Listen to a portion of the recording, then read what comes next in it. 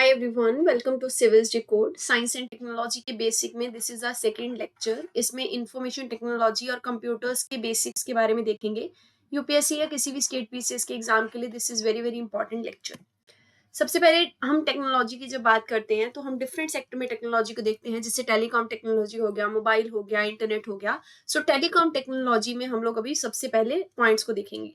Telecommunication क्या होता है? जब भी सिग्नल्स की हेल्प से आप किसी भी इंफॉर्मेशन को शेयर करते हैं, यानी कि कोई मैसेज हो गया डिकोडेड वन, उसको शेयर कर रहे हैं लेकिन उसके लिए सिग्नल्स का यूज कर रहे हैं, उसको टेलीकम्युनिकेशन कहा जाता है। इसमें मैसेज को जब शेयर किया जाता है उसको इनक्रिप्ट किया जाता है, यानी कि उसमें इनकोड लगाया जाता है ताकि कोई उसको डिकोड ना कर पाए, इंटरप्रेट ना कर पाए। फिर उसको ट्रांसमिट किया जाता है ट्रांसमीटर के थ्रू, और फिर रिसीवर के पास वो मैसेज जाता है। रिसीवर की साइड पे डिक्रिप्टर या फिर डिकोडर होता है जो उस मैसेज को डिकोड कर लेता है। मीडियम कौन कौन सा हो सकता है टेलीकॉम टेक्नोलॉजी का? वायर्ड, यानी कि तारों का यूज करके हम लोग टेलीकॉम टेक्नोलॉजी में टेलीकम्युनिकेशन कर सकते हैं, या फिर wireless without using the wire, है ना। वायर्ड में लेटेस्ट में आजकल हम यूज करते हैं optical fibre communication. Optical fibre communication work करता है टोटल इंटरनल रिफ्लेक्शन के प्रिंसिपल पर। टोटल इंटरनल रिफ्लेक्शन के प्रिंसिपल पर। तो आपको यहाँ पे एक चीज ध्यान रखनी है कि ऑप्टिकल फाइबर में हम लोग सिग्नल को जो ट्रांसमिट करते हैं, या फिर हम लोग जो मैसेज को ट्रांसमिट करते हैं, उसको ट्रांसमिट किया जाता है in the form of light. Light carry करती है हमारे मैसेज को, और लाइट वर्क करती है टोटल इंटरनल रिफ्लेक्शन के प्रिंसिपल पे in the case of optical fibre. तो इस तरीके से ये ऑप्टिकल फाइबर की केबल है। लाइट इस तरीके से कुछ टीआईआर के प्रिंसिपल को फॉलो करते हुए यहाँ पे सेंडर से रिसीवर की तरफ पहुंच जाएगी और मैसेज को कैरी कर लेगी। इसकी स्पीड काफी हाई है और काफी ज्यादा, मतलब आप बोल सकते हैं सिक्योरिटी भी हाई है, क्योंकि लाइट जो है वो काफी ज्यादा इनकोडेड फीचर कैरी करती है जब भी अपने साथ किसी भी मैसेज को लेके जाती है। वायर्ड में सिंपली आपकी कॉपर वायर्स भी यूज की जाती थी एक टाइम पे, लेकिन हम लेटेस्ट में ऑप्टिकल फाइबर यूज करते हैं, जिसमें से यूपीएससी क्वेश्चन पूछ सकता है। वायरलेस प्रिंसिपल्स की अगर बात करें तो वायरलेस मीडिया में इंफ्रारेड की वेव्स को यूज करके मैसेज को ट्रांसमिट किया जा सकता है, रेडियो वेव्स को यूज किया जा सकता है, लेकिन ये सब आपके इलेक्ट्रोमैग्नेटिक रेडिएशन का जो स्पेक्ट्रम है उसका पार्ट है ना।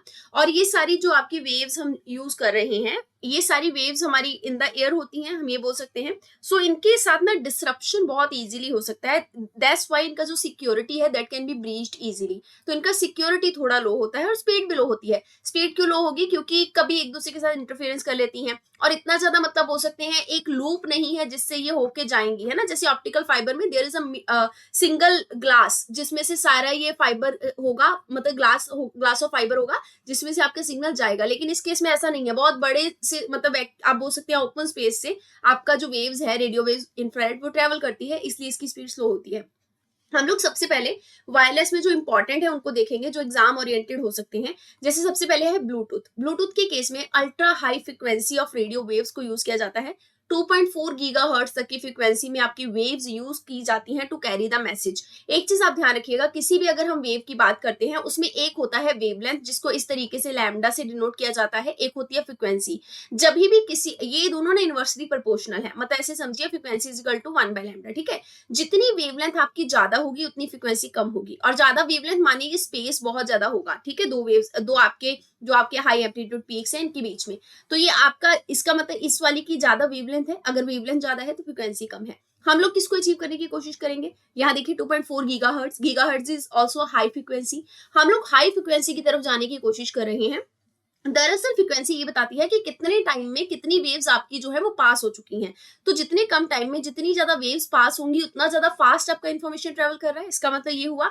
तो high frequency, low wavelength, this is the target जो टेलीकम्युनिकेशन में अचीव करने की कोशिश की जा रही है। So we are moving here. इसके अलावा रेडियो वेव्स का जो रेंज है, मतलब जो ब्लूटूथ का रेंज है जिसमें रेडियो वेव्स को यूज किया जाता है, ये रेंज 10 मीटर तक का होता है। 10 मीटर की रेंज से आप जैसे ही बाहर जाते हैं तो आप देखेंगे कि ब्लूटूथ जो है वो अपना सिग्नल लूज करने लग जाता है। पहले के टाइम में होता था ना, ब्लूटूथ से ही फाइल्स वगैरह को शेयर किया जाता था पुराने टाइम में, जब 90s 2000 का पीरियड था। अब इसमें साइबर थ्रेट बहुत है। आज के टाइम पे आपने देखा होगा एडवाइजरी भी जारी की गई थी कि अपने ब्लूटूथ को ना आप ऑफ रखिए। अगर आप उसको यूज नहीं कर रहे ब्लूटूथ को फोन में तो उसको ऑफ रखिए। दरअसल ब्लूटूथ को यूज करके बहुत सारे साइबर अटैक्स हो रहे हैं। तो काफी साइबर थ्रेट्स जो इससे हो सकते हैं, उनका नाम है blue bugging, blue snapping, blue jacking. Snapping क्या होता है? किसी की सूह लेना, किसी के बारे में जानकारी लेना। तो आपके ब्लूटूथ अगर आपका ओपन है तो उससे बहुत सारे साइबर सिक्योरिटी पे जो बैठे हुए हैकर्स है ना, वो हैक कर सकते हैं आपके डिवाइस को, ठीक है। ब्लू बगिंग बग उसमें डाल सकते हैं ताकि आपकी डिवाइस में जो भी आप कर रहे हैं मोबाइल के ऊपर ऑपरेट, वो सब उनके पास चला जाए। कभी आप किसी मतलब नेट बैंकिंग का पासवर्ड भी डाल रहे हैं, वो भी उनके पास जा सकता है। सो इसीलिए एडवाइस दिया जाता है।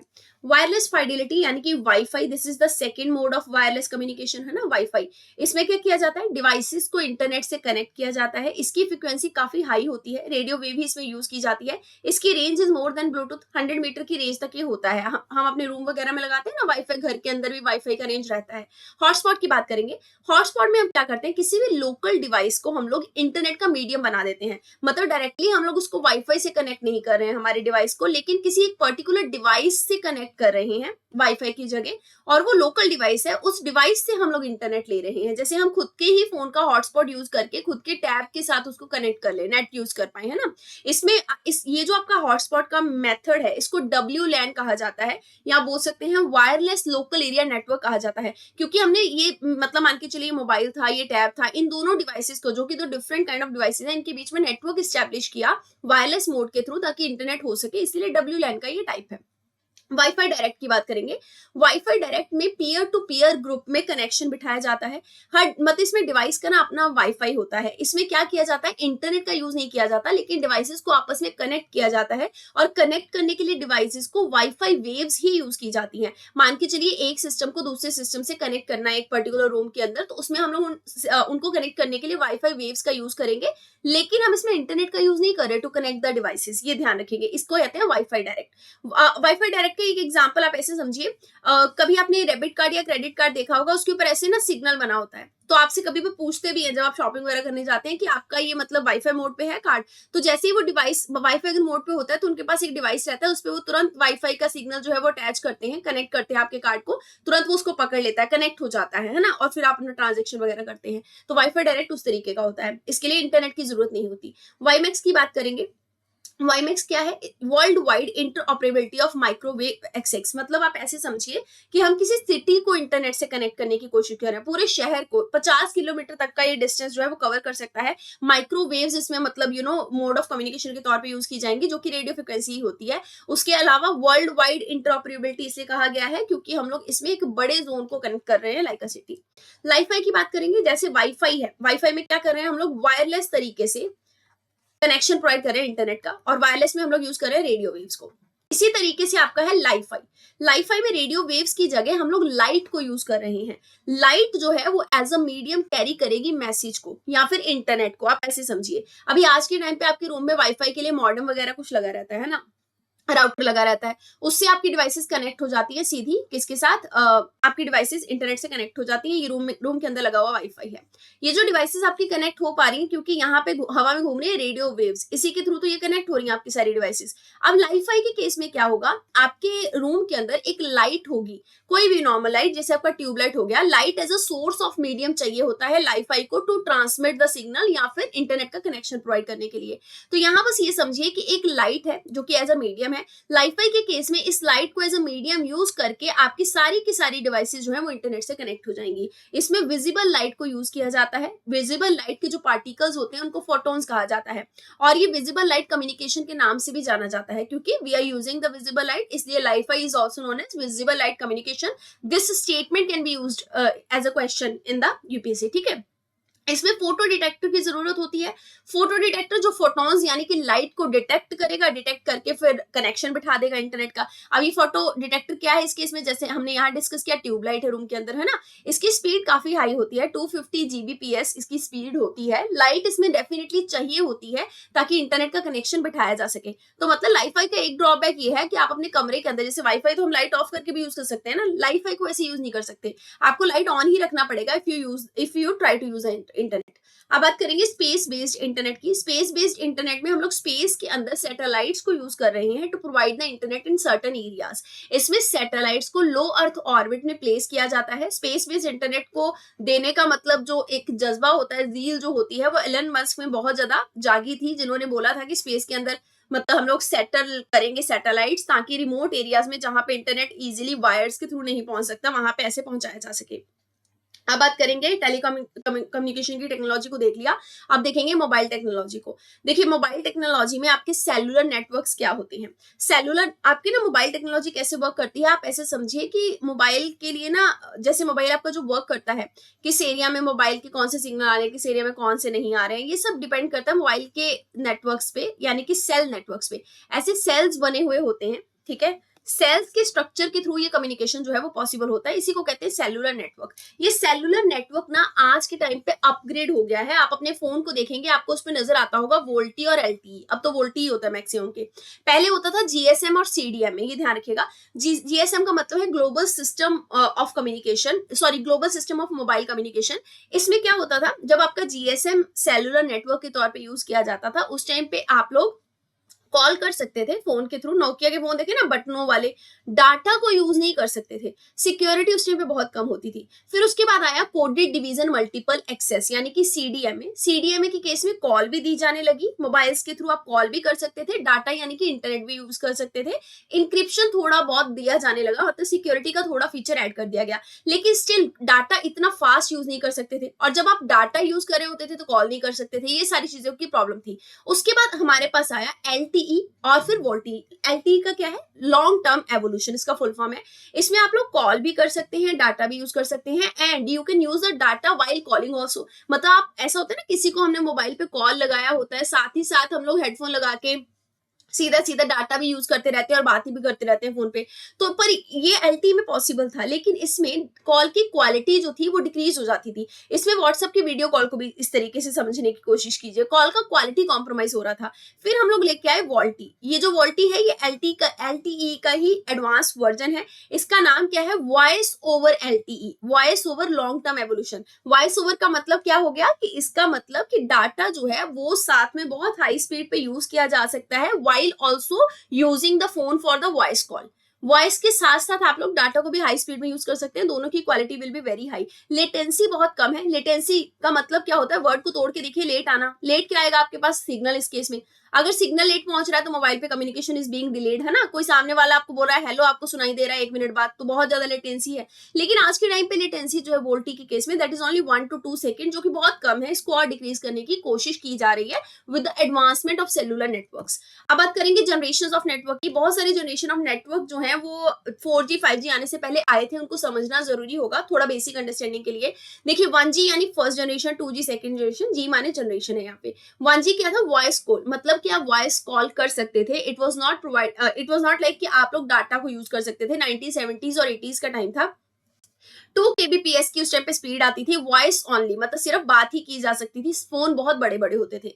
फिर आया 2G। 2G माने सेकंड जनरेशन, इसको टेलीफोनी सर्विस भी कहते हैं। इसमें डिजिटल वॉइस, एमएमएस किसी को भेजना, डाटा यूज करना, वो सब पॉसिबल हो पाया, ठीक है। 64 kbps का स्पीड जो है वो इसमें आने लग गया। 1990 और 2000 का ये एरा था। फिर 3G आया, मतलब एज ऑफ एप्स। आप डाटा भी यूज करते थे, एप्स भी यूज कर सकते थे, गूगल को ब्राउज करना, आपका ऑर्कुट वगैरह यूज करना, ये सारी चीजें आप यूज कर सकते थे। वॉइस भी कर सकते थे, वीडियो भी भेज सकते थे। 2 Mbps का स्पीड आया 2001 से 2010 के बीच में।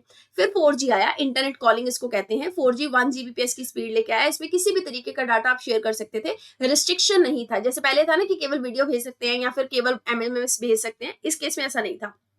इस केस में 4G में आप कुछ भी शेयर कर सकते हैं इंटरनेट के बेसिस पे। 5G आया, era of internet of things का। इंटरनेट थिंग्स का मतलब क्या होता है, कि इंटरनेट की मदद से डिफरेंट डिवाइसेस को आपस में कनेक्ट करना, ताकि वो डिवाइसेस केपेबल हो पाए आपस में कम्युनिकेट करने के लिए। डिवाइसेस आपस में ही बातचीत करके सब कुछ सेटअप कर सकें। सो ऐसा समझिए कि कार के अंदर आप बैठे हुए हैं, आप अपने घर में पहुंचने वाले हैं, लेकिन आपके घर में पहुंचने से पहले ही जैसे घर के अंदर आप स्टेपिंग करेंगे, आपका शावर ऑन हो जाएगा, लाइट्स वगैरह जो है वो जल जाएंगी, पाठ वगैरह शुरू हो जाएगा, कुछ भी कीर्तन वीर्तन जो आप चाहते हैं ना, सूदिंग म्यूजिक, वो सब। ये सारा कैसे हो रहा है, क्योंकि ये सारी डिवाइसेस IoT की मदद से कनेक्टेड है। तो 2020 के आसपास 5G आया, जिसकी speed was like 1 Gbps to 100 Gbps। इसमें मिलीमीटर वेव्स को यूज किया गया। फिर 6G आया। 6G आया नहीं है, आएगा। 6G के लिए भारत भी अपना प्रोजेक्ट निकाल रहा है, भारत 6G प्रोजेक्ट, जो कि और एडवांस्ड वर्जन होगा इन terms of data. Internet technology की अब हम बात करेंगे। इंटरनेट का मतलब क्या होता है, internet is just the network of networks, मतलब डिफरेंट काइंड ऑफ नेटवर्क्स को। जैसे यहाँ पे बहुत सारे 7 PC हैं, ये एक अपना नेटवर्क है। यहाँ पे 6-7 और PC हैं, ये दूसरा नेटवर्क है। यहाँ पे पीसीज हैं, ये अपना नेटवर्क है। इन सारे नेटवर्क्स, ये अलग अलग नेटवर्क्स हैं, इन नेटवर्क्स का आपस में नेटवर्क्स बिठाना, इनको भी आपस में कनेक्ट करना, इसको बोलते हैं इंटरनेट। वर्किंग ऑफ इंटरनेट कैसे होता है, मतलब इंटरनेट कैसे काम करता है, आप अपने कैसे इंटरनेट को यूज कर सकते हैं, कैसे सारी इन्फॉर्मेशन आपके मोबाइल पे या फिर किसी भी जगह पे आ जाती है गूगल करने पे, इंटरनेट कैसे काम करता है। देखिए इंटरनेट में जो भी आपका इन्फॉर्मेशन होता है, चाहे हम गूगल करके विकिपीडिया से पढ़ रहे हैं, किसी भी जगह से पढ़ रहे हैं, वो सारा इन्फॉर्मेशन इंटरनेट पे आता कैसे है, किसी पर्टिकुलर वेबसाइट पे आता कैसे है, पैकेट्स के फॉर्म में। पैकेट्स जो है उसको कहा जाता है bits of information in the world of internet. और प्रोटोकॉल होता है इसके लिए। प्रोटोकॉल क्या होता है कि वो लैंग्वेज या वो भाषा जो कि कंप्यूटर समझ पाता है आपका, और कंप्यूटर उस भाषा को इंटरप्रेट करते हुए ये जान पाता है कि हाँ जी ये इंटरनेट का मैसेज है, इसको इस तरीके से डिकोड करके अप्लाई करना है। तो प्रोटोकॉल क्या है, एक लैंग्वेज मॉडल है कंप्यूटर के लिए, ताकि इंटरनेट वर्क कर पाए। और इसी प्रोटोकॉल को हम लोग आईपी कहते हैं, इंटरनेट प्रोटोकॉल कहते हैं, जो कि इंटरनेट का काम करने का तरीका है। बहुत सारे इंटरनेट प्रोटोकॉल जो है वो over the period of time evolve हुए हैं। इंटरनेट प्रोटोकॉल के लिए क्या होता है, मतलब आईपी जो होता है एक्चुअल में, आप ऐसे समझिए, आईपी इंटरनेट प्रोटोकॉल एड्रेस नाम की एक टर्म होती है, जिसमें हर एक सिस्टम का अपना एक एड्रेस होता है। आईपी एड्रेस का मतलब ये हुआ कि आपका सिस्टम है, यानी कि आपका लैपटॉप है, किसी दूसरे का लैपटॉप है, दोनों का डिफरेंट आईपी होगा। मतलब हर एक सिस्टम का अपना एड्रेस होना, ताकि आइडेंटिफाई किया जा सके कि हाँ जी भाई ये पर्टिकुलर सिस्टम को मुझे इंटरनेट से कनेक्ट करना है, ये वाले पर्टिकुलर सिस्टम को ये सर्विस चाहिए इंटरनेट की, ये वाले को ये वाली सर्विस चाहिए। किसी को यूट्यूब देखना है, किसी को गूगल देखना है ना, इस तरीके का, किसी को इंस्टा देखना है। तो आईपी एड्रेस जो है वो हर एक सिस्टम का डिफरेंट होता है। इसी आईपी एड्रेस के बेसिस पे अगर पायरेसी वगैरह के केसेस होते हैं, उनको आइडेंटिफाई किया जा सकता है कि कहाँ पे ये चीजें चल रही हैं।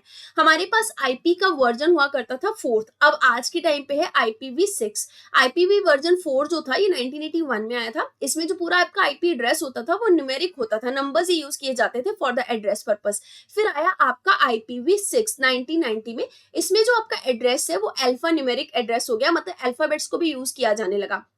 उसके बाद बात करेंगे वॉइस ओवर इंटरनेट प्रोटोकॉल की। वॉइस ओवर इंटरनेट प्रोटोकॉल भी क्या है, मतलब एक इंटरनेट प्रोटोकॉल का एडवांस्ड वर्जन है, जिसमें आप लोग इंटरनेट को यूज करके कॉल कर सकते हैं, जैसे आपने स्काइप वगैरह के बारे में सुना होगा, ये सब ठीक है। अब बात करेंगे www की, वर्ल्ड वाइड वेब। जैसे हम गूगल खोलते हैं तो ऐसा आता है ना www.google.com। ये अब इंटरनेट को ऐसे तो पता नहीं लगेगा मुझे किस डिवाइस को एक्सेस करना है। तो दरअसल वर्ल्ड वाइड वेब क्या है, वर्ल्ड वाइड वेब बहुत सारे वेब के लिए, मतलब बहुत सारे इंफॉर्मेशन के पेजेस हैं जिनको कि एक्सेस किया जा सकता है with the help of internet. इसको बस ऐसे समझिए कि कोई भी लोकल डिवाइस है, उसको इंटरनेट के साथ पहले कनेक्ट किया गया, कनेक्ट करके हम लोग किसी पर्टिकुलर पेजेस को एक्सेस करने की कोशिश करें, जैसे फॉर एग्जांपल विकिपीडिया को। ये यूज करने, एक्सेस करने के लिए उन पेजेस को हम यूज कर रहे हैं www का। ये क्या है, एक हाइपर लिंक है जो हमें उन पेजेस पे लेके जाएगा with the help of internet. इसी तरीके से www यानी कि ये जो वेब है ना, इसका भी काफी ज्यादा एवोल्यूशन हुआ। पहले आपका होता था वेब 1.0, मतलब कि ये फर्स्ट वर्जन था www का। इसमें 1.0 में क्या होता था कि आप जो भी हाइपर लिंक के थ्रू जिन भी पेजेस को एक्सेस कर रहे हैं, उनको सिर्फ आप पढ़ सकते थे, उनमें कुछ एडिट नहीं कर सकते थे या उनमें कुछ लिख नहीं सकते थे। ये ऑलरेडी एक सेव्ड डाटा होता था जिसको आप गूगल करके देखते थे और पढ़ते थे। जैसे कि आज के टाइम में फॉर एग्जांपल किसी का ब्लॉग पढ़ना है ना, आप सिर्फ रीड कर सकते हो, you can not edit that. Web 1.0 वो उस तरीके का रेफरेंस लेके समझिए, I am just taking the reference, है ना। इस तरीके से आगे आया वेब 2.0, जिसमें आप ना कि वो रीड कर सकते थे जो भी हाइपरलिंक के थ्रू पेजेस है उनका डाटा, आप उस पर लिख भी सकते थे, इंटरेक्ट भी कर सकते थे। जैसे आपका फेसबुक हो गया, जैसे आपका विकिपीडिया हो गया। आज के टाइम पे विकिपीडिया में आप एडिट भी कर सकते हैं ना इन्फॉर्मेशन को, कुछ मिस्टेक वगैरह है तो। फिर आपका आया वेब 3.0। वेब 3.0 अभी भी प्रोसेस में है, इसको सिमेंटिक वेब कहा जाता है। ये और ज्यादा पर्सनलाइज्ड वेब है, आप ऐसे समझिए, पर्सनलाइज्ड वेब। यानी कि इस केसेस में आप इंटरेक्ट भी कर सकते हैं, आप रीड भी कर सकते हैं, और आप चेंजेस भी कर सकते हैं अपने अकॉर्डिंग, जो भी एक्सेस आप करना चाहते हैं किसी पर्टिकुलर पेज को। तो web 3.0 is personalised kind of, जिसमें ब्लॉकचेन टेक्नोलॉजी को यूज किया जाता है, यूजर बेस्ड तरीके से इसको डेवलप किया जाता है, लोकलाइज्ड डाटा इसमें स्टोर किया जाता है, ताकि कुछ ग्रुप ऑफ पीपल एक कॉमन पेजेस को अगर एक्सेस कर रहे हैं तो अपने हिसाब से उसको मतलब बना सके, फॉर्मेटिंग कर सके। ये वेब 3.0 ये सारी चीजें प्रोवाइड करता है। इंटरनेट ऑफ थिंग्स की बात करेंगे। देखिए इंटरनेट ऑफ थिंग्स का मतलब क्या है कि जैसा मैंने आपको बोला कि different devices being connected to single internet, इस तरीके से कि वो कम्युनिकेट कर पाए। फिर एक टर्म होती है नेट न्यूट्रलिटी। नेट न्यूट्रलिटी का मतलब क्या होता है, देखिए न्यूट्रल का मतलब होता है आप किसी के लिए बायस्ड नहीं है। इस केस में हम लोग जब इंटरनेट को प्रोवाइड कर रहे हैं तो हम अमीर गरीब देखते हुए प्रोवाइड नहीं कर रहे हैं, हम लोग इनइक्वालिटी नहीं कर रहे हैं वाइल प्रोवाइडिंग द इंटरनेट। ये टर्म इसका मतलब है नेट न्यूट्रलिटी है, ठीक है। अगर नेट न्यूट्रलिटी ब्रीच हो रही है तो मतलब इक्वालिटी वगैरह ये सब चीजें ब्रीच हो रही हैं। तो आज के टाइम पे अभी देखिए ऐसा होता है ना कि कभी आप किसी भी वेबसाइट का फ्री वर्जन अगर देख रहे हैं, एक्सेस कर रहे हैं, उससे कुछ वेब सीरीज या कुछ भी देख रहे हैं, तो आपको स्पीड स्लो दिखेगी, बहुत सारी एड्स मिलती हुई दिखेंगी। लेकिन वही अगर आप पेड वर्जन ले लेते हैं तो स्पीड फास्ट हो जाती है। लेकिन ये सारी चीजें फिर भी अलाउड है, क्योंकि ये मतलब आपको सर्विस देने के लिए they are providing something different, जो कि आपको ओपन इंटरनेट पे नहीं मिलेगा। इसके अलावा आपसे मतलब आप उसका पैकेज खरीद सकते हैं। नेट न्यूट्रलिटी में ऐसा मानिए कि किसी एक पर्टिकुलर बंदे की डिवाइस पे इंटरनेट की सेम साइट जो है वो धीमी चल रही है, किसी दूसरे की डिवाइस पे वो फास्ट चल रही है। बस इसलिए चल रही है क्योंकि शायद जिस कंपनी के साथ डाटा का टाई अप है उन्होंने उस पर्टिकुलर साइट को चलाने के लिए पैसे लिए हों, है ना, कि इसको फास्ट चलाएंगे आपके फोन पे। ये चीजें खत्म करने के लिए ही नेट न्यूट्रलिटी पे बार बार एम्फेसिस किया जाता है, कि ऐसा ना हो कि मतलब आप लोग कंपनीज जो है वो अपने पर्सनल मोटिव के लिए क्या करने लग जाए, पर्सनल मोटिव के लिए इंटरनेट को वायलेट करके लोगों में इन इक्वालिटी जो है वो क्रिएट करने लग जाए इन terms of providing the internet services. ध्यान रखिएगा, इसमें इक्विटेबल अपॉर्चुनिटी सबको देने की कोशिश की जाती है टू एक्सेस द डाटा। अब हिडन इंटरनेट की बात करेंगे। हिडन इंटरनेट में क्या होता है, सबसे पहले ना ध्यान रखिए, हिडन इंटरनेट मतलब छुपा हुआ वो भाग इंटरनेट का that is not open, that is not completely visible. सबसे पहले तो सरफेस वेब जो हम करते हैं, मतलब जो हम ओपनली देख सकते हैं सारी चीजें वेब के ऊपर, दैट इज 4% ओनली। जैसे गूगल खोलते ही आपने गूगल किया, गूगल खोला ना, तुरंत ही जैसे आपने अपना इंटरनेट सर्वर खोला, गूगल खोला, ये है सरफेस वेब जो कि विजिबल है। फिर होता है डीप वेब। डीप वेब क्या होता है, 90% ये मतलब इंटरनेट के उसमें आता है, जोन के अंदर 90% ये इंटरनेट को कवर करता है। इसमें ऑथराइजेशन चाहिए होती है। जैसे आप किसी का जीमेल अकाउंट खोल रहे हैं, पर्सनलाइज्ड अपना जीमेल अकाउंट, ये क्या है, ये आपका डीप वेब के अंदर आता है, नॉन इंडेक्स्ड होता है। फिर उसके नीचे आता है dark web. Dark web constitute 6% of the internet. और डार्क वेब वो है, मतलब डार्क वेब इंटरनेट का वो हिस्सा है जहां पे क्रिमिनल एक्टिविटीज की साइट्स वगैरह मिलती हैं, जिनको इजीली किसी भी तरीके से एक्सेस नहीं किया जा सकता, जिनमें बहुत सारे पासवर्ड वगैरह लगे रहते हैं जो हमारे जैसे नॉर्मल बंदों को शायद पता भी ना हो। ठीक है, हमें अभी तक सरफेस वेब पता है और डीप वेब का कुछ हिस्सा पता है जो कि ऑथराइजेशन के थ्रू चलता है। कंप्यूटिंग टेक्नोलॉजी की बात करेंगे। सबसे पहले बात करेंगे नेटवर्क की। कंप्यूटिंग टेक्नोलॉजी का मतलब ये हो गया कि आप डिफरेंट काइंड ऑफ कंप्यूटर्स को आपस में कनेक्ट करने की कोशिश कर रहे हैं, इस तरीके से समझिए। नेटवर्क का मतलब क्या हुआ कि आपने बहुत सारे कंप्यूटर सिस्टम को आपस में कनेक्शन बिठा के सेट कर दिया ताकि वो आपस में भी फाइल एक्सचेंज कर सके, डाटा एक्सचेंज कर सके। सबसे पहले है आपका पर्सनलाइज्ड एरिया नेटवर्क, जिसमें कि जो वायर्ड या फिर वायरलेस हो सकता है। और ध्यान रखिएगा, पर्सनलाइज्ड एरिया नेटवर्क में हम क्या करेंगे, एक पर्सनल सेटअप ऑफ कंप्यूटर को आपस में कनेक्ट करेंगे, या तो with the help of wires या फिर विदाउट यूजिंग द वायर्स। ठीक है, वायरलेस के केस में भी और इन द मतलब वायर्ड का केस भी अगर हो तो इंटरनेट का यूज नहीं किया जाएगा, क्योंकि हम कनेक्शन बिठा रहे हैं ना, हम इंटरनेट से कनेक्ट करने की कोशिश नहीं कर रहे हैं। We are just connecting different computers with each other.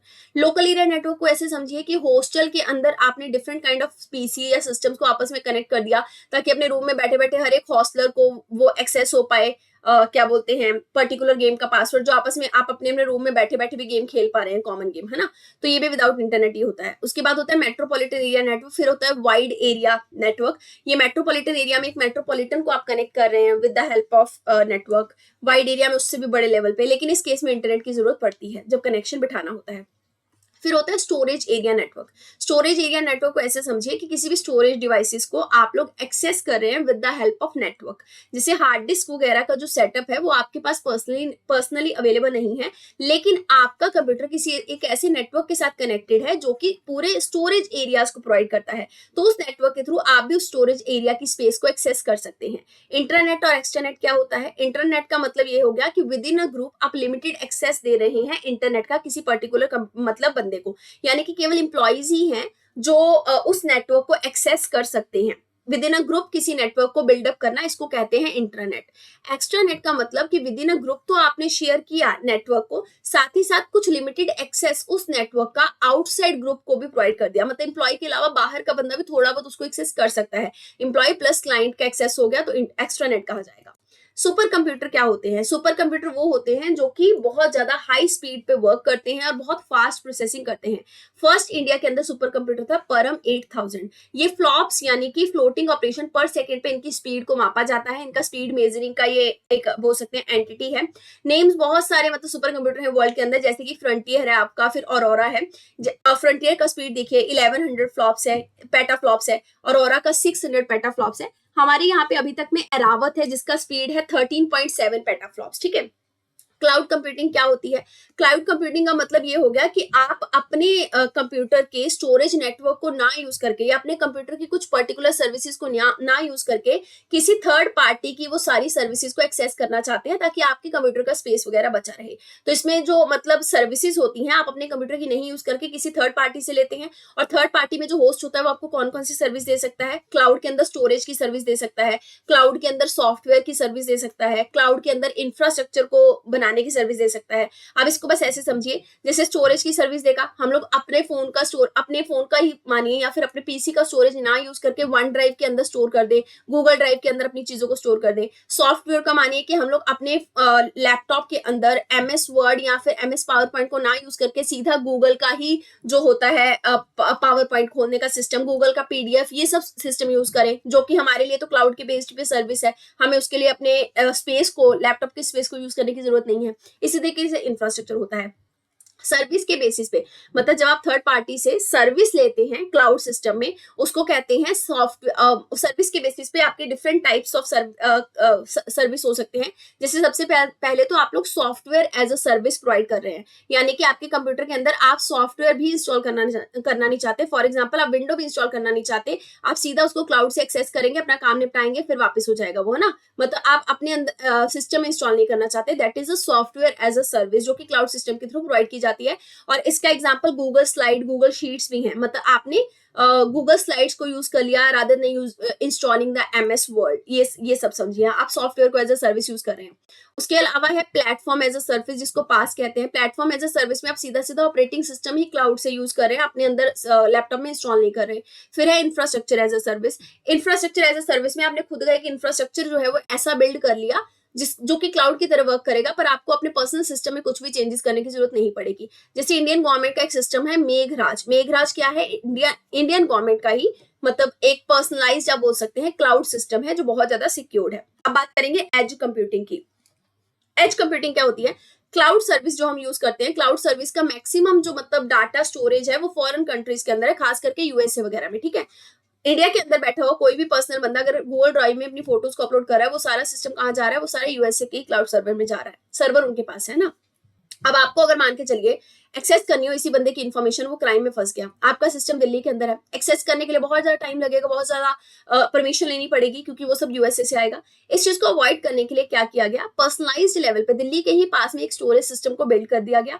यहाँ से USA का जो क्लाउड सर्वर है वहां से यहाँ पे इंफॉर्मेशन स्टोरेज सिस्टम में स्टोर की जाएगी, जो कि आपके बिल्कुल पास होगा एरिया के। इसी को कहते हैं एज कंप्यूटिंग। आपके एज पे ही वो मतलब क्लाउड की जो इंफॉर्मेशन है उसको स्टोर करके रख दिया गया, ताकि आप कभी भी इसको लोकल लेवल पे क्या कर सके? एक्सेस कर सके। तो यहाँ लोकल स्टोरेज को क्रिएट कर दिया गया USA की स्टोरेज के साथ कनेक्ट करके, जो कि सीधा फिर आगे चल के दिल्ली से कनेक्ट हो गया।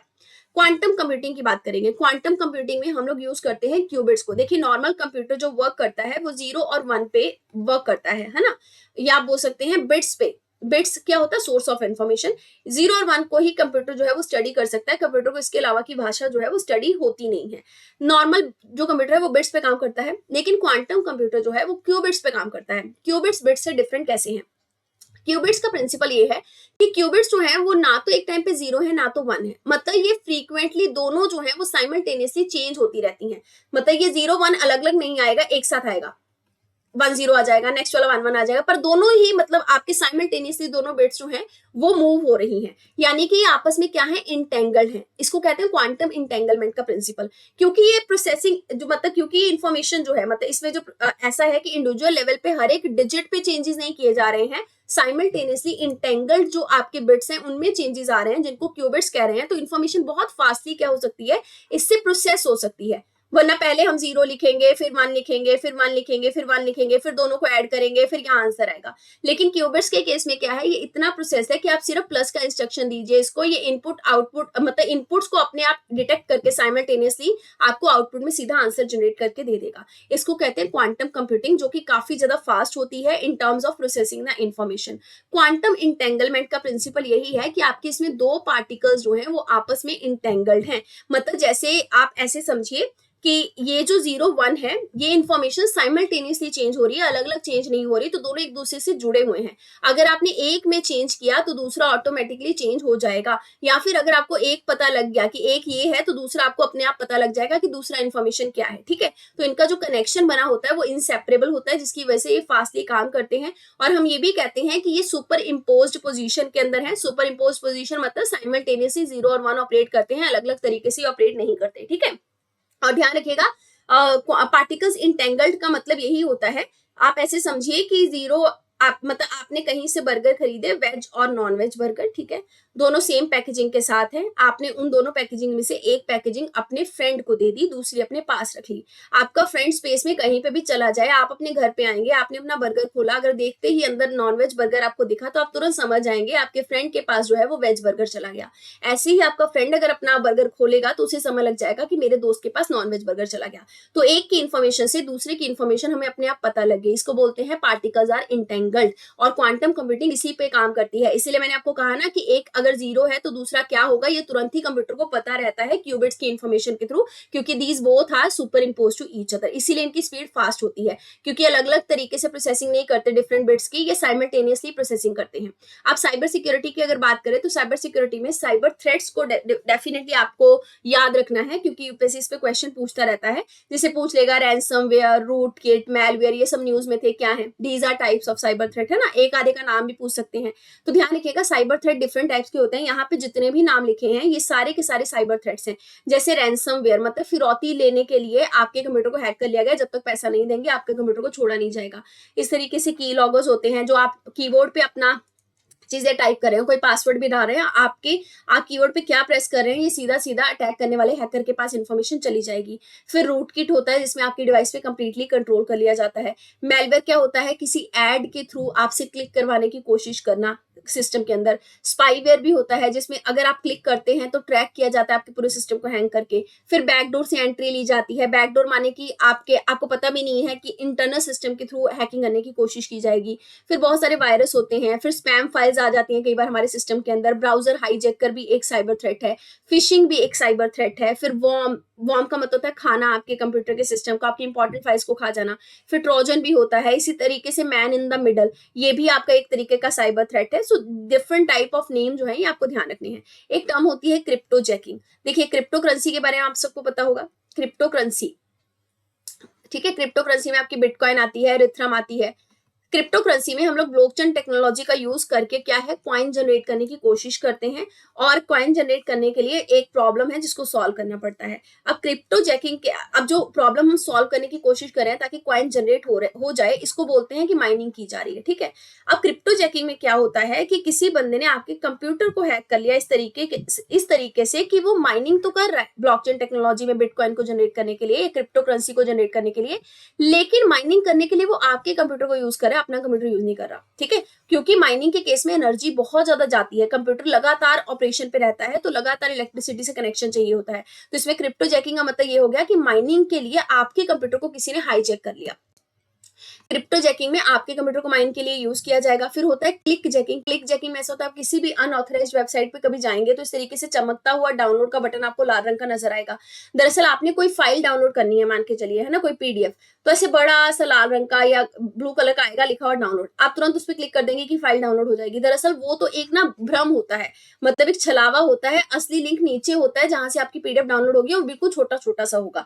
तो आप जब इस पे क्लिक करते हैं जहां पे लिखा होता है क्लिक हियर टू डाउनलोड, ये आपको डाउनलोडिंग की जगह कुछ और मतलब क्या कह सकते हैं, कुछ और खराब साइट पे ले जाएगा, या फिर आपके सिस्टम में कोई वायरस डाल देगा। इसको कहते हैं क्लिक जैकिंग। फिर 0 डे वल्नरेबल भी एक टाइप है आपका साइबर थ्रेट का। अब बात करेंगे इलेक्ट्रॉनिक्स एंड आईटी की, जिसमें सबसे पहले देखेंगे बायोमेट्रिक्स के बारे में। देखिए बायोमेट्रिक्स का मतलब क्या होता है, आपके फेशियल एक्सप्रेशन, आपके फिंगरप्रिंट्स, आपका वॉइस, आपका रेटिना स्कैन, ये सब कुछ अलग है, डिफरेंट है, ये आपके बायोमेट्रिक्स हैं, ये दूसरे से मैच नहीं किए जा सकते कभी भी। इसलिए इन बायोमेट्रिक्स को यूज करके हम लोग सिक्योरिटी पासवर्ड सब कुछ अटेन कर सकते हैं। उसके अलावा वियरेबल्स होते हैं। वियरेबल्स में क्या किया जाता है, आपका स्मार्ट वॉच हो गया, हेल्थ ट्रैकर डिवाइस हो गया, फिर आपकी ज्वेलरीज होगी, ये सारे वियरेबल के थ्रू क्या किया जा सकता है, मॉनिटर किया जा सकता है आपकी हेल्थ को। मतलब ये इलेक्ट्रॉनिक डिवाइसेस ऐसी हैं जो कि आपको डिफरेंट काइंड ऑफ एक्टिविटीज में हेल्प करने की कोशिश करती हैं to make your life easy. और इन सबको कनेक्ट कैसे किया जाता है, इन सबको कनेक्ट करने के लिए पर्सनलाइज्ड एरिया नेटवर्क या फिर इंटरनेट ऑफ थिंग्स का आजकल में यूज किया जाता है। फिर एक टर्म होती है डिजिटल सिग्नेचर। आईटी एक्ट 2000 के अंदर आपके डिजिटल सिग्नेचर के जो सर्टिफिकेट्स हैं उनको वैलिड माना गया है। इसमें सारी डिटेल होती है, जैसे कि एक हार्ड कॉपी वाले उस पे होगी सर्टिफिकेट के ऊपर। जैसा आप हार्ड कॉपी पे हार्ड सिग्नेचर करते हैं पेन वगैरह से, वैसे ही आप डिजिटल सिग्नेचर जो है वो कर सकते हैं। इसमें ऐसा होता है ना कि आपके पास एक पेन ड्राइव होगी, उसके अंदर आपका डिजिटल सिग्नेचर जो है वो स्टोर होगा। आप किसी भी बैंक के अंदर अगर साइन करना चाहते हैं, डिजिटल सिग्नेचर देना चाहते हो, तो अपना पेन ड्राइव दे दीजिए जिसमें आपका सारा डिटेल रहेगा और सिग्नेचर मान लिया जाएगा वैलिड। फिर होती है virtual versus augmented reality. Virtual versus augmented reality का मतलब क्या है? वर्चुअल रियलिटी के केस में आप लोग रियल वर्ल्ड से कंप्लीटली कट ऑफ हो जाते हैं। ऐसा होता है ना, मॉल वगैरह में जाते हैं, किसी अंडे की शेप में आपको बिठा के आंखों के ऊपर एक बड़ा बड़ा चश्मा लगा दिया जाता है, जिसमें आपको लगता है कि आप पहाड़ से गिर रहे हैं, कुछ कर रहे हैं, आपको different kind of thrilling activities करवाई जाती हैं। ये वर्चुअल रियलिटी है। ऑगमेंटेड वर्चुअल में आपको कंप्लीटली मतलब रियल वर्ल्ड से डिस्कनेक्ट कर दिया जाता है, आपको ऐसा लगता है आप उसी वर्चुअल स्पेस के अंदर ही जी रहे हैं। ऑगमेंटेड रियलिटी में आपको डेफिनेटली वर्चुअल वर्ल्ड के साथ या डिजिटल वर्ल्ड के साथ कनेक्ट किया जाता है, लेकिन इसमें रियल वर्ल्ड के साथ आपका कनेक्शन तोड़ा नहीं जाता है। बात करेंगे आर्टिफिशियल इंटेलिजेंस की। देखिए, आर्टिफिशियल इंटेलिजेंस का मतलब सिर्फ ये है कि जैसे आज के टाइम पे ह्यूमंस इंटेलिजेंट है, वैसे ही उसका सिमुलेशन करना एक मशीन के थ्रू। मतलब ह्यूमन की ही इंटेलिजेंस को मशीन जो है वो कॉपी करने की कोशिश कर रही है, दैट इज आर्टिफिशियल इंटेलिजेंस। इसके डिफरेंट काइंड ऑफ लेवल होते हैं। डिफरेंट काइंड ऑफ लेवल क्या होते हैं, ध्यान से समझिएगा। सबसे पहले तो होता है मशीन लर्निंग। मशीन लर्निंग के केस में आपको मशीन को समझाना पड़ता है, कुछ डाटा देना पड़ता है इनपुट के तौर पे, ताकि वो ह्यूमन जैसी इंटेलिजेंस को धीरे धीरे करके डेवलप कर पाए, ठीक है, उसी के जैसे कैलकुलेशंस कर पाए। फिर होता है आर्टिफिशियल न्यूरल नेटवर्क। देखिए, हमारे ब्रेन के अंदर होते हैं न्यूरॉन्स, है ना, ब्रेन सेल जिनको कहते हैं।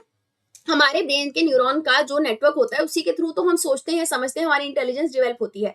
इसी तरीके से आर्टिफिशियली हम लोग न्यूरल ब्रेन जैसा ही नेटवर्क क्रिएट करने की कोशिश करते हैं। ह्यूमन के न्यूरल को कॉपी करने की कोशिश करते हैं, कॉपी पेस्ट करके बनाने की कोशिश करते हैं, ताकि और इजी तरीके से मशीन जो है वो इंफॉर्मेशन को इंटरप्रेट कर पाए in the same manner like humans are doing, right.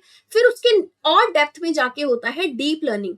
Deep learning के केस में आपको मशीन को डाटा इनपुट देने की जरूरत नहीं पड़ती, फीडिंग नहीं करनी पड़ती डाटा की। आप सीधा सीधा मशीन को समझाने की कोशिश कर सकते हैं, ताकि वो मतलब हल्के सेंस से ही चीजों को समझना शुरू कर दे, जैसे एक ह्यूमन करता है। हमें कोई डाटा इनपुट थोड़ी ना दिया जाता है कैलकुलेशंस वगैरह करने के लिए। कुछ चीजों तो हम अपनी समझ से करते हैं ना। समझ कहाँ से आती है? फैमिली से, पेरेंट्स से, स्कूल से। तो इसी तरीके से डीप लर्निंग में हम लोग मशीन्स को सिंपली अंडरस्टैंड करवाने की कोशिश करते हैं। अब एग्जाम्पल समझिएगा। जनरेटिव एआई में आपका एग्जाम्पल है चैट जीपीटी। इसका फुल फॉर्म आप लोगों को कमेंट सेक्शन में लिखना है। एक स्टेट पीसीएस में इसका फुल फॉर्म पूछा जा चुका है। फिर होता है डीप फेक की अगर बात करेंगे। डीप फेक में सिंथेटिक मीडिया को यूज किया जाता है, आर्टिफिशियल मीडिया को, और इसमें किसी एक पर्सन का फेस जो है वो दूसरे पर्सन के फेस पे लगा दिया जाता है, या फिर वॉइस भी बदल दी जाती है। डीप फेक के बहुत सारे वीडियोस आपने देखे होंगे, रश्मिका मंदाना का, कैटरीना कैफ का, बहुत सारे वीडियोस जो थे वो इनके डीप फेक के थ्रू जनरेट किए गए थे, कि ऐसा लग रहा था कि रियली में यही लोग हैं, ठीक है। तो आर्टिफिशियली किसी की भी इमेज को खराब करने के लिए, मेलाइन करने के लिए भी, और आर्टिफिशियली इमेजेस को प्रोड्यूस करने के लिए डीप फेक का यूज किया जाता है, जिसमें कि आपका चेहरा किसी दूसरे के चेहरे के साथ, इवन आपकी आवाज भी दूसरे की आवाज के साथ बदली जा सकती है। ग्लोबल इनिशिएटिव कौन कौन से आर्टिफिशियल इंटेलिजेंस को कंट्रोल करने के लिए या इसको और भी ज्यादा इफेक्टिव बनाने के लिए? सबसे पहले है global partnership on artificial intelligence. ये न्यू दिल्ली के अंदर आपकी पार्टनरशिप हुई थी। इसमें इंडिया और 28 कंट्रीज इन्वॉल्व हैं, और इसमें हम लोग आर्टिफिशियल इंटेलिजेंस को डेमोक्रेटाइज करने की कोशिश कर रहे हैं, ठीक है। डेमोक्रेटाइज मतलब और ज्यादा, मतलब आप बोल सकते हैं डेमोक्रेटिक मैनर में इसको यूज करने की कोशिश कर रहे हैं। और ध्यान रखेंगे कि गार्डरेल नाम का इसमें एक फिनोमिना निकाला गया है, जिसका पर्पस है डेमोक्रेटाइज आर्टिफिशियल इंटेलिजेंस। फिर है एआई सेफ्टी समिट। यूरोप के अंदर ये आपका सेफ्टी समिट हुआ था कि आर्टिफिशियल इंटेलिजेंस कैसे सेफली यूज करनी चाहिए, otherwise it will create tragedy for the human. इसके अंडर ब्लैचले डेक्लेरेशन को साइन किया गया। ब्लैचले डेक्लेरेशन क्या है? एक ग्लोबल एक्शन प्लान है to use the artificial intelligence safely. European Union ने आर्टिफिशियल इंटेलिजेंस का एक्ट भी पास किया है। आगे बात करेंगे न्यूरालिंक के बारे में। न्यूरालिंक क्या है? आप ये समझिए कि एक कंपनी है जो एलन मस्क के द्वारा हेल्ड की गई है।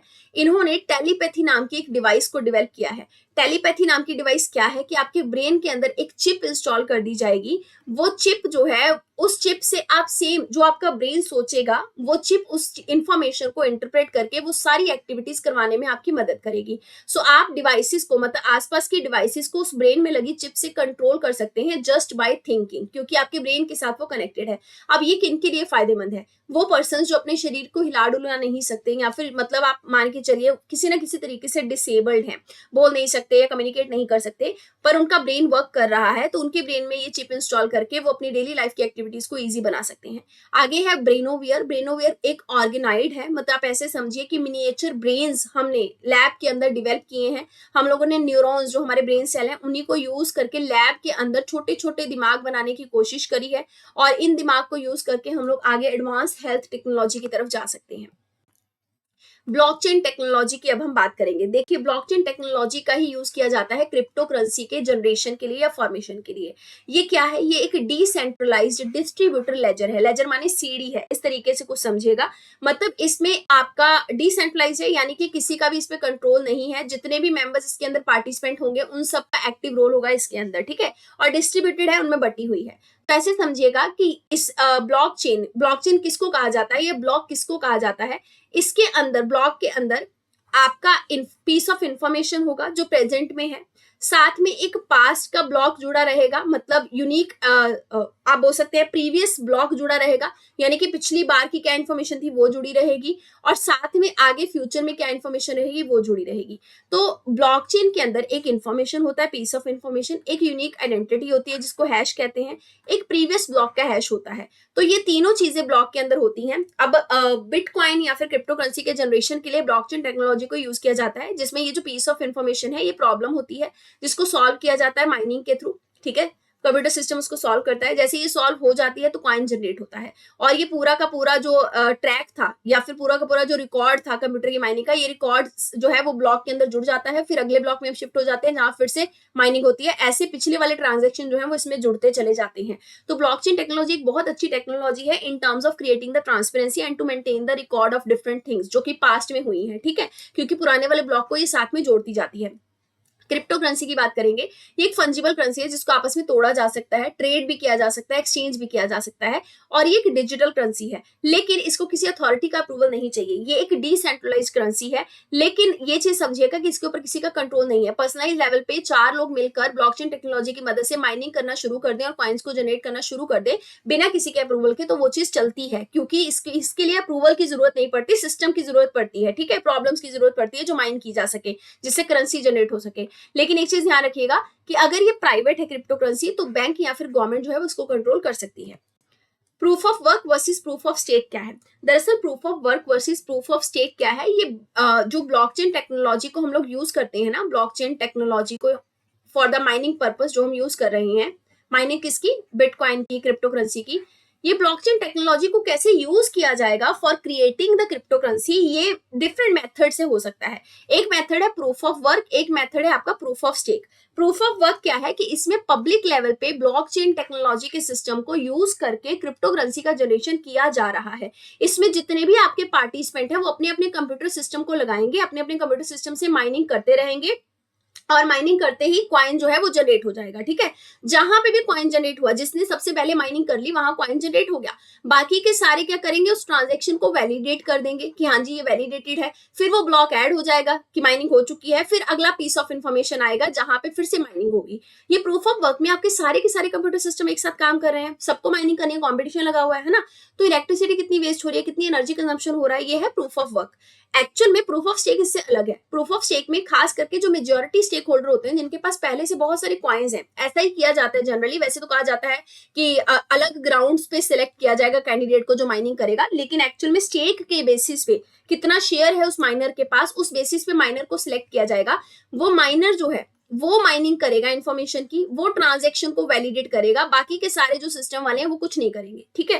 तो इससे क्या हुआ, आप लोगों ने लिमिटेड तरीके से कंप्यूटर सिस्टम को यूज किया rather than using all the computer system for the mining. इससे एनर्जी का कंजम्पशन जो है वो सेव हो पाया। ये एक प्राइवेट ब्लॉकचेन टेक्नोलॉजी है, प्रूफ ऑफ स्टेक। अब बात करेंगे नॉन फंजिबल टोकन की। नॉन फंजिबल का मतलब इनको आप एक्सचेंज नहीं कर सकते हैं या फिर इनको तोड़ा नहीं जा सकता, इनका व्यापार भी नहीं किया जा सकता। जैसे किसी का पीस ऑफ आर्ट हो गया, किसी की पेंटिंग होगी, उसको उसको आपने डिजिटली मतलब एक टोकन में कन्वर्ट तो कर लिया, लेकिन आप उसको तोड़ के बेच नहीं सकते कि पेंटिंग का ये हिस्सा इतने में बिकेगा, ये हिस्सा इतने में, ऐसे नहीं हो सकता। आगे है सीबीडीसी। सीबीडीसी क्या है? आपकी कॉमन बैंक डिजिटल करेंसी है। जैसे आपकी एक पेपर करेंसी है, 10 रुपए का नोट है, उसी को आप मान के चलिए कि डिजिटली आपके पास फोन में वो 10 रुपए का नोट है। ये एक डिजिटल करेंसी है जो कि ब्लॉकचेन टेक्नोलॉजी के प्रिंसिपल पे काम करती है, और ये प्राइवेट ब्लॉकचेन टेक्नोलॉजी पे काम करती है, और ये सेम पेपर करेंसी के जैसी ही होती है। नैनो टेक्नोलॉजी की बात करेंगे। नैनो टेक्नोलॉजी का मतलब हम लोग बात कर रहे हैं किन लेवल पे वेव्स की। वेव्स के बारे में देखा था ना, वेव्स ऐसे सिम्बलाइज की जाती हैं। इसमें जो वेवलेंथ है वो आपकी 1 नैनोमीटर से 100 नैनोमीटर तक चली जाती है। बहुत ही मतलब मिन्यूट लेवल पे जाके हम लोग पार्टिकल्स की बात कर रहे हैं। नैनो टेक्नोलॉजी में आपके जैसे ग्रेफीन आते हैं, ठीक है। ग्रेफीन 2D स्ट्रक्चर होता है कार्बन का, ट्रांसपेरेंट होता है, हाइड्रोफिलिक होता है, इसकी मजबूती काफी होती है ग्रेफीन के सब्सटेंस की, और गुड कंडक्टर है ये हीट का। इसी तरीके से कार्बन नैनो ट्यूब को बनाने के लिए भी नैनो टेक्नोलॉजी की मदद जो है वो ली जाती है। कार्बन नैनो ट्यूब किससे बनती है? दरअसल ये ग्रेफीन से ही बनती है। ग्रेफीन को ऐसे हम सिलेंडर का शेप दे देते हैं जिससे आपकी कार्बन नैनो ट्यूब बनाई जा सकती है। इन कार्बन नैनो ट्यूब का यूज जो है वो हेल्थ सिस्टम में काफी अच्छा किया जा सकता है, इंजेक्शन लगाने के लिए, किसी के कैंसर सेल को मारने के लिए। सो नैनो टेक्नोलॉजी की जो एप्लीकेशंस हैं वो एग्रीकल्चर की फील्ड में, हेल्थ में काफी जगह पे हैं, क्योंकि पार्टिकल्स को बिल्कुल मैन्यूट छोटे लेवल पर जाके हम लोग स्ट्रक्चर को डिवेल्प करते हैं, कुछ पर्टिकुलर चीजें इन्वेंट करते हैं, और फिर छोटे छोटे पार्टिकल से आप कहीं पे भी पहुंच के कुछ भी रिसर्च कर सकते हैं, कुछ भी उसका एप्लीकेशन जो है वो कर सकते हैं। जैसे एग्रीकल्चर के केस में हम लोगों ने नैनो यूरिया निकाला है, लिक्विड यूरिया भी निकाला है नैनो का, है ना। बहुत छोटे छोटे लेवल पे मतलब नैनो है, तो इसका मतलब जब आप यूरिया को छिड़केंगे उसके छोटे छोटे पार्टिकल बिल्कुल क्रॉप के एक्यूरेट पार्ट पे जाके काम करेंगे, उसको फर्टिलाइज करने की कोशिश करेंगे, ठीक है। अब बात करेंगे फुलरेन की। ये भी नैनो पार्टिकल से ही बनता है। दरअसल ये स्फेरिकल शेप है ग्रेफीन का। ग्रेफीन को जब स्फीयर की शेप में कर देते हैं तो उसको फुलरेन कहा जाता है। C60, बक्की बॉल, ये सब इसके टाइप्स हैं। ये एक सुपर कंडक्टर है। क्वांटम डॉट्स की बात करेंगे। क्वांटम डॉट्स का मतलब ये हुआ कि ये एक नैनो स्केल पे बने हुए स्फेरिकल ऑब्जेक्ट हैं, छोटे छोटे नैनो स्केल के स्फेरिकल ऑब्जेक्ट है। ये ऑप्टिकल प्रॉपर्टी कंटेन करते हैं। क्वांटम है मतलब बहुत छोटे लेवल पे है, ठीक है। जब भी इसके ऊपर आप लाइट डालेंगे ना, इन पार्टिकल्स के ऊपर, मतलब जब भी इनके ऊपर लाइट का छिड़काव जाएगा या इनके ऊपर जब फोटॉन्स गिरेंगे तो ये डिफरेंट कलर्स को एमिट करने की कैपेसिटी रखते हैं, इसलिए हम कहते हैं कि इनके पास यूनिक ऑप्टिकल प्रॉपर्टी है, और इसके अंदर इलेक्ट्रिकल प्रॉपर्टी भी है। ये स्फेरिकल शेप के होते हैं और नैनो क्रिस्टल होते हैं। लेजर टेक्नोलॉजी की बात करेंगे। लेजर टेक्नोलॉजी का मतलब है कि आप लोग लाइट टेक्नोलॉजी को यूज कर रहे हैं ताकि रेडिएशन को एमिट किया जा सके। बचपन में ऐसे होता था ना, लेजर की लाल सी लाइट होती थी, बटन प्रेस करो सीधा एक जगह पे डॉट जैसे घूमते घूमते नजर आती थी जहां जहां हम मारते थे, पर वो एकदम ठीक होती थी, सीधी एक ही जगह पे डॉट दिखेगा, फैली हुई नहीं होती थी ऐसे, है ना। यही होती है लेजर टेक्नोलॉजी। इसमें लाइट टेक्नोलॉजी का एक स्टिमुलेटेड एमिशन किया जाता है। ये कोहेरेंस की प्रॉपर्टी रखती है। कोहेरेंस की प्रॉपर्टी का मतलब क्या होता है?